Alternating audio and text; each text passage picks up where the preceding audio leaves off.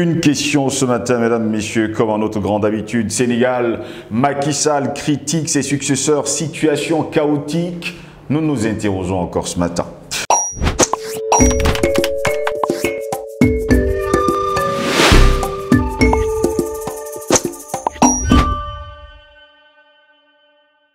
Madame, messieurs, bonjour, très heureux de vous retrouver sur Panafricaniste TV, votre chaîne de télévision qui vous apporte le meilleur de l'information. Bienvenue à toutes et à tous à cette édition de Parole panafricaniste. L'ancien président sénégalais Macky Sall a accusé ses successeurs d'avoir mis le Sénégal dans une situation catastrophique par leur inaction depuis leur arrivée au pouvoir dans une lettre publiée mercredi en vue des législatives du 17 novembre prochain. Le candidat désigné par Macky Sall pour lui succéder après 12 ans de pouvoir, a été battu en mars dernier au premier tour de la présidentielle par Bassirou Diomaye Faye, porté au sommet par celui qui est aujourd'hui son Premier ministre, Ousmane Sonko. Auparavant, Macky Sall et Ousmane Sonko se sont livrés 3 ans d'un bras de fer qui a fait des dizaines, voire des centaines de morts. Les nouvelles autorités ont promis de rompre avec l'ancienne gouvernance, injuste et corrompu. Selon elle, Ousmane Sonko a continué en tant que Premier ministre à s'en prendre violemment à Macky Sall et aux anciens gouvernants et a promis qu'il serait jugé. Est-ce pour cela que l'ancien président a fait une sortie? Le reniement, le populisme, les contre-vérités et la manipulation tiennent lieu de mode de gouvernance, a déclaré Macky Sall, tête de liste de son camp aux législatives, dans sa lettre publiée sur les réseaux sociaux. Le temps de la parole stérile a remplacé le temps de l'action utile aux populations au moment où des urgences sont partout signalées, dit-il. Macky Sall, qui revendique d'avoir laissé un pays sur la voie de l'émergence, juge que 7 mois après l'agriculture, la pêche, l'artisanat, le petit commerce et le bâtiment sont dans une situation catastrophique. Le Premier ministre sénégalais Ousmane Sonko, lors d'une conférence de presse à Dakar le 26 septembre dernier, le Premier ministre sénégalais avait dit pas mal de choses. Il faisait savoir que jusqu'à preuve de contraire, il mettrait tout en œuvre, lui et son gouvernement, pour que le pays voie justement, on va le dire, le développement dans les jours à venir. Le gouvernement actuel a dit avoir trouvé des comptes publics dans un état catastrophique. En conduisant un audit, M. Ousmane Sonko a accusé les anciens dirigeants d'avoir manipulé les chiffres et menti aux partenaires étrangers, dont le Fonds monétaire international. Macky Sall parle d'affirmations calomnieuses qui ont poussé 2 agences d'évaluation à revoir défavorablement la note souveraine ou la perspective du Sénégal. Un porte-parole du Fonds monétaire international a d'ailleurs confirmé que le fonds avait suspendu son programme d'aide actuel attendant que la Cour des comptes sénégalaise valide le rapport d'audit dont le gouvernement a présenté les conclusions en septembre dernier. Le FMI n'ouvrira pas de discussion sur un nouveau programme avant que la situation ne soit clarifiée par les nouvelles autorités sénégalaises. Pendant ce temps, les Sénégalais sont appelés à élire une nouvelle assemblée après la dissolution prononcée en septembre dernier par le nouveau président du Parlement, encore dominé par le camp de Macky Sall. Ce dernier a quitté le pays après la présidentielle et son retour pour les législatives est jugé très improbable. Voilà pourquoi ce sujet nous tient à cœur. Sénégal, Macky Sall critique ses successeurs, situation chaotique, telle est notre grande interrogation. Pour répondre à nos questions, nous sommes avec le jeune Thomson Ihang, il est panafricaniste, il est notre invité ce matin. Thomson Ihang, bonjour, bienvenue à vous. Bonjour Monsieur Steve Josselingos, bonjour à toute la galaxie panafricaine. Merci de m'avoir invité une fois de plus. Je profite pour saluer les techniciens qui se battent pour qu'on puisse être entendu et vu partout dans le monde entier. Très heureux de vous avoir. Thomson Ihang, encore ce matin, vous avez suivi les propos de Macky Sall? Oui, j'ai suivi les propos de Macky Sall étant au Maroc, parce qu'il se tient à distance pour donner une alerte à ses successeurs. Qu'il était au Maroc avant de faire ce genre de déclaration, c'est une lettre quand même qu'il a adressée qui a été follement vue sur les réseaux sociaux. Oui, mais étant au Maroc, pas dans son pays, ça il faut le dire. Ceci nous renvoie directement à l'interrogation du choix de nos dirigeants. Ça, c'est ce qu'il faut comprendre dans le fond du dossier, parce que si on se permet juste à surfer sur les chiffres et tout ce qui est en train d'être avancé, on va se perdre. Il faut aller droit au but, il faut parler directement du choix de nos dirigeants désormais, parce que l'Afrique tout entière est dans le chaos. Ça, c'est ce qu'il faut dire. L'Afrique tout entière est dans le chaos, ce n'est pas seulement le Sénégal. Aujourd'hui, on parle du Sénégal parce que c'est le cas patent. Oui. Là où on est en train d'observer des choses telles que Macky Sall, qui était là et qui se voit directement désavoué par ses partenaires internationaux pour mettre des jeunes et qu'il voit que ces jeunes-là ne sont pas en train de faire ce qu'ils ont promis au peuple. Ça pose un problème de leadership pour dire en fait que l'Occident a compris le jeu des Africains. Le jeu des Africains qui était basé sur la longévité dans le pouvoir. Ça veut dire qu'ils se font élire par le deep state occidental et après jouent le jeu de l'Occident, mais après retournent la veste. Et l'Occident a compris ce jeu au point où quand tu commences à vouloir retourner la veste, ils cherchent rapidement une alternative, je veux dire une alternance pour te désavouer et dire que voilà la nouvelle génération qui va venir remplacer celui-là qui était leur pion.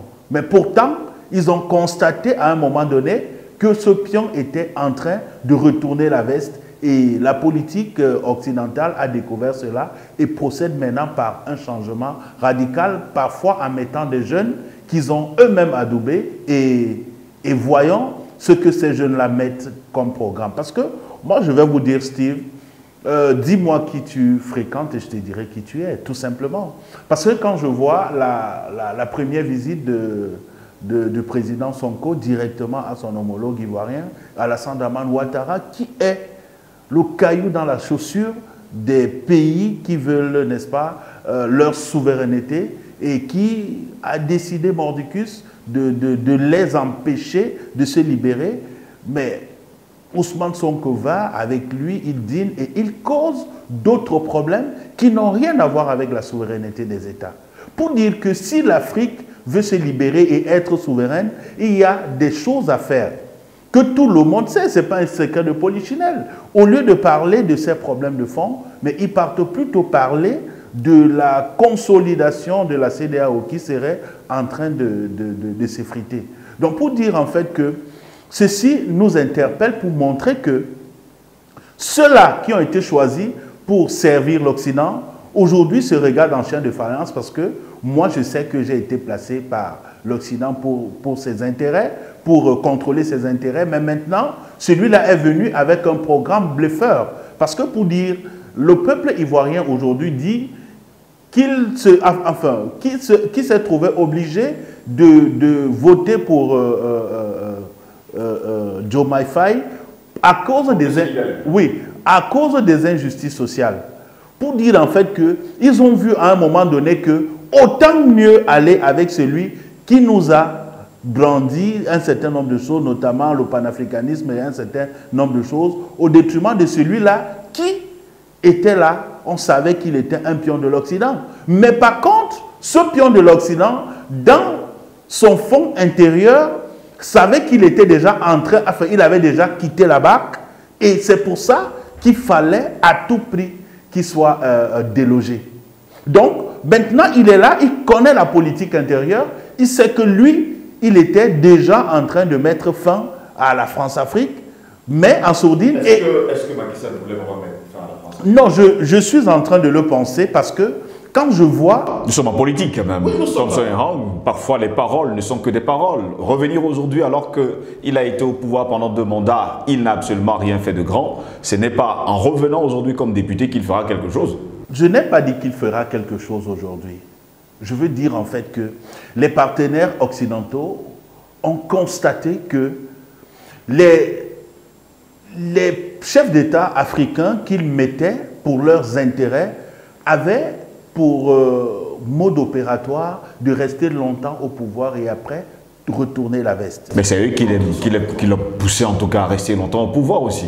Et pour dire en fait que quand ils constatent que tu es en train de vouloir te détourner du chemin qu'ils ont tracé pour toi, ils cherchent à tout prix à te couper ce chemin et mettre quelqu'un qui feront croire que c'est l'alternance tant entendue. Donc pour dire en fait que Macky Sall est tout simplement en train de nous rappeler que l'Afrique n'est pas libre.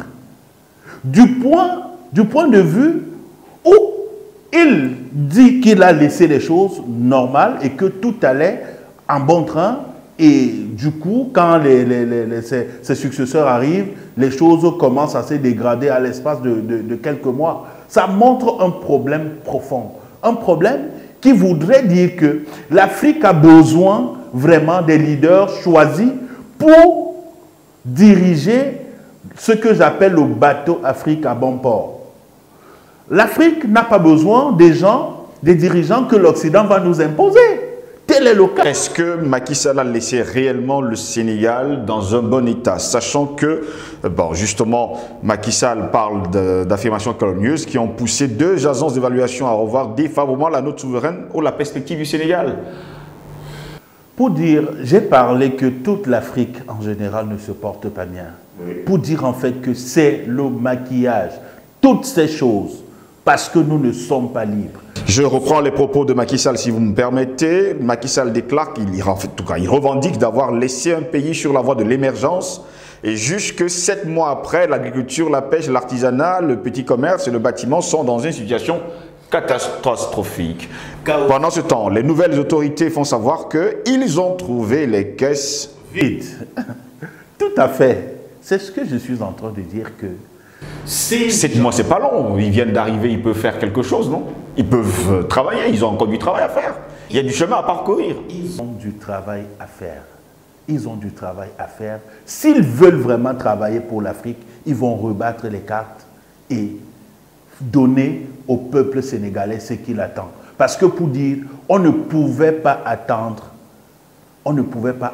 mieux que le rapport dont ils sont en train de donner, pour dire en fait que partout dans nos États, c'est ce qui est en train de se passer. On va nous donner des chiffres qui ne sont pas réels, et après, quand tu vas vers la vérification, tu constates que tout ce qu'on nous a avancé comme chiffres n'était que du pipeau pour garder leur place et faire croire que nous sommes en train d'avancer. Et quand maintenant, les partenaires vous tournent le dos, ils font tout pour vous montrer que vous n'étiez pas quelqu'un de bien et que voilà ce que vous étiez en train de faire pendant que vous y étiez. Vous n'avez rien fait du tout et voilà le constat patent du Sénégal.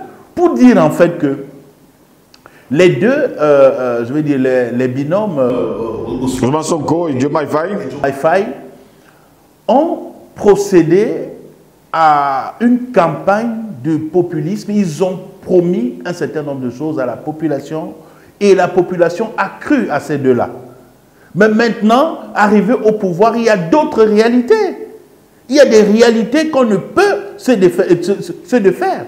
Et là, maintenant, il faut les affronter et parler vraiment de la souveraineté des États. Parce que ça ne sert à rien d'accuser son prédécesseur d'avoir mal fait. Ok, ils ont accepté de diriger le pays. Ça veut dire ils prennent le pays tel qu'ils ont trouvé. Et puis maintenant, donner au peuple ce dont il a besoin. Donc il ne faudrait pas qu'on rentre pour dire des choses qu'on ne maîtrise pas. Si le Sénégal était, je vais dire, en bonne direction, il ne devait pas chercher à défaire Macky Sall pour prendre la place. Pour dire qu'ils ont constaté, même étant je vais dire, dans leur politique d'opposition, soit disons-le, que le Sénégal ne se portait pas bien. D'où ils ont donné leur programme politique pour venir changer la donne au Sénégal. Si aujourd'hui l'agriculture, la pêche, l'artisanat, le petit commerce et le bâtiment sont dans une situation catastrophique, n'est-ce pas la faute de Macky Sall 7 mois après? Je ne pense pas que ce soit la faute de Macky Sall jusqu'ici. Je ne pense pas que ce soit la faute. Que 7 mois qui sont au pouvoir, ceux qui viennent d'arriver. 7 mois, ce n'est pas 7 minutes. 7 mois, ce n'est pas 7 minutes. On ne peut pas tout arranger en 7 mois aussi. On ne peut pas tout arranger, mais on commence quand même quelque part. on commence quelque part et à montrer, à tracer, n'est-ce pas, un chemin où le peuple voit déjà les prémices et dire que bon, voilà le chemin qu'on a tracé, voilà ce qu'on a prévu. Parce qu'ils ont vendu un projet au peuple sénégalais. Il faut bien commencer par implémenter quelque part. Donc il ne faudrait pas dire que tout était noir. Oui, on peut dire que tout était noir, peut-être parce qu'ils ont voulu prendre le bateau sénégalais pour amener à bon port. Donc maintenant, c'est à eux de faire leur travail et non rester toujours à se victimiser. Pourtant, ils ont les cartes en main. Donc vous êtes d'accord avec Macky Sall qui déclare que le temps de la parole stérile a remplacé le temps de l'action utile aux populations au moment où des urgences sont partout signalées? Mais naturellement, je ne rejoins pas sa parole, je suis juste en train de parler des faits. Si on a battu une campagne pour conquérir, n'est-ce pas, le pouvoir et devenir, n'est-ce pas, chef de la magistrature suprême dans un pays, c'est pour mettre des jalons et faire un travail. Donc, le temps de parole est passé parce qu'aujourd'hui, on a les cartes en main. Il faut qu'on se mette au travail et faire avancer ce qu'on a promis au peuple, tout simplement. Donc, ne rentrons pas pour dire, Macky Sall a dit, nous, les Africains, nous sommes observateurs. Ils ont brandi un programme au peuple. Le peuple a voté pour qu'il soit là. Maintenant, c'est à eux de montrer leur confiance et leur détermination envers le peuple sénégalais pour dire, voilà, il n'y avait rien, voilà ce que nous sommes en train de vouloir faire, voilà ce qu'on a prévu depuis des rangs de l'opposition pour que le peuple sénégalais se sente plus à l'aise. Donc, pour dire en fait que, quand moi je vois déjà Ousmane Sonko aller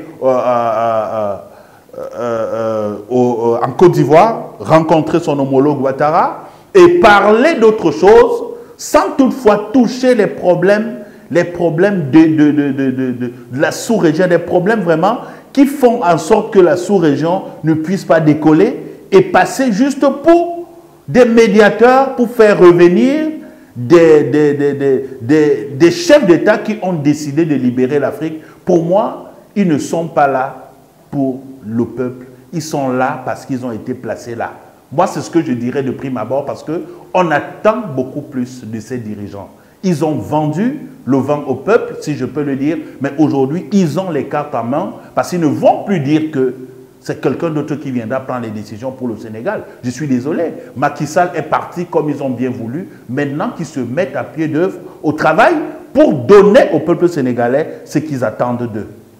Je pense que c'est par ça, c'est par là qu'on reconnaîtra vraiment leur détermination parce qu'ils ont dit au peuple sénégalais qu'ils sont l'alternative du Sénégal.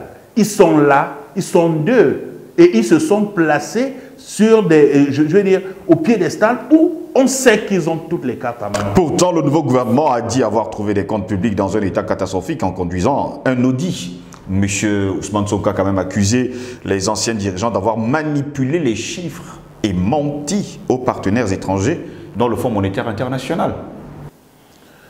Moi, je pense que si on veut regarder cela, oui. Si on veut regarder cela, moi je pense que les chefs d'État qui ont majoritairement manipulé un certain nombre de choses ont souvent pris l'exil et ne se mêlent plus jamais des histoires concernant leur pays.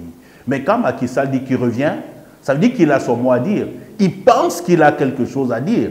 Parfois, il faut apprendre de ses erreurs, si je peux le dire. Parfois, il faut apprendre de ses erreurs. Pour dire qu'il ne faudrait pas qu'on accepte que des gens qui ont décidé de diriger un pays se prennent aujourd'hui pour des victimes et commencent à dire un certain nombre de choses. Ok, l'audit sera fait, mais on va tirer des conséquences. Macky Sall veut revenir comme député dans son pays. Je pense que si il savait qu'il a vidé les caisses, ou soit il a donné, n'est-ce pas, la possibilité à ses ministres et consorts de vider les caisses, il allait peut-être prendre l'exil et partir et ne plus jamais parler des histoires du pays. Donc pour dire s'il est là, c'est parce qu'il sait qu'il y a un projet qui est le Sénégal et que tous les Sénégalais devraient, n'est-ce pas, se mettre pour travailler. Mais maintenant, la question de fond, c'est qu'il sait pour qui ces gens-là travaillent. Il sait pour qui ces gens-là travaillent et il sait pour pour qui aussi lui il a servi. Mais maintenant il se regarde en chien de faïence parce qu'il est mieux placé pour dire que on m'a enlevé là parce que peut-être j'avais déjà pris, je vous rappelle quand même qu'il parlait, qu'il y avait des supputations où il parlait rejoindre les BRICS. Bon, on peut dire que c'était la parole, mais quelque part, c'est à base de ces paroles que nos dirigeants parfois sont condamnés à la mort. C'est parfois à base de ces paroles-là qu'on les fustige et parfois on les démet de leurs fonctions. Donc pour dire en fait que tout commence par la parole. Fut-elle quelque chose de blagueuse ou soit quelque chose juste pour faire, je vais dire, pour faire plaisir à certaines personnes, mais la parole reste quelque chose d'indélébile dans les mémoires de certaines personnes qui savent que telle personne a eu à dire une chose. Quelque part, ça devient comme une dette. Et on se dit que Macky Sall, peut-être, était déjà en train de quitter, n'est-ce pas, celui qu'il avait mis là et a voulu changer sa veste. C'est où l'Occident décide de le démettre de ses fonctions et mettre quelqu'un qui va venir en pole position pour le servir. Parce que jusqu'ici, moi je pensais que Ousmane Sonko arrivait avec les États des alliances du Sahel, l'AES autant pour moi, l'alliance des États du Sahel. Je pensais qu'ils allaient venir avec une dynamique telle pour rejoindre ces gens. Chacun sa politique, non? Non, pour dire, laissons que chacun a sa politique. Mais la politique de souveraineté de l'Afrique reste une seule. Ça veut dire celle de dire des choses telles qu'elles sont et rejoindre ceux qui sont dans la vérité. Parce que vous ne pouvez pas me dire que vous voyez des personnes qui ont choisi un camp et qui disent jusqu'aujourd'hui que nous sommes en train de quitter tout ce qui concerne les anciennes colonies. Nous voulons libérer ceux qui nous ont asservis depuis des années, ceux qui nous expolient depuis des années. Nous sommes en train de les quitter, mais vous venez dire non, il ne faudrait pas partir, il faudrait qu'on cherche plutôt à faire des réformes. Moi, j'aurais bien voulu que Sonko et son binôme prennent, n'est-ce pas, des décisions pour donner raison à ceux-là qui ont décidé de se séparer de la colonie française. Pour dire en fait que laissons les histoires des chiffres, parce que les chiffres c'est pour nous endormir, parlons des choses qu'on peut prouver. Parce que ça va rester du pipeau, on va dire les chiffres sont montés, c'est descendu, c'était à 1, le curseur était peut-être à 2 chiffres, l'autre va dire c'était à 1 chiffre, l'autre va dire même c'était à 3, c'est n'importe quoi. On parle de l'Afrique, on essaie de faire l'autopsie sur l'Afrique. Qu'est-ce que l'Afrique attend de ses dirigeants?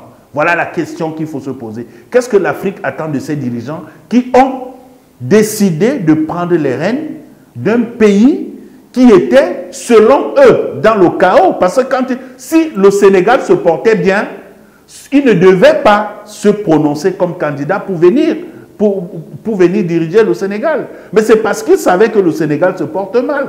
Donc aujourd'hui, moi je leur demande tout simplement de faire leur travail et non de chercher à jouer aux victimes au point de chercher à entuber le peuple, parce que moi je dis, ces gens sont en train d'endormir davantage le peuple qui attend beaucoup plus d'eux.